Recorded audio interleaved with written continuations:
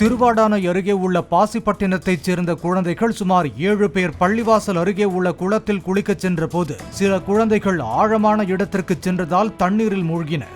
மற்ற குழந்தைகளின் அலறல் சத்தம் கேட்ட அருகில் இருந்தவர்கள் குளத்தில் குதித்து குழந்தைகளை மீட்டுள்ளனர்.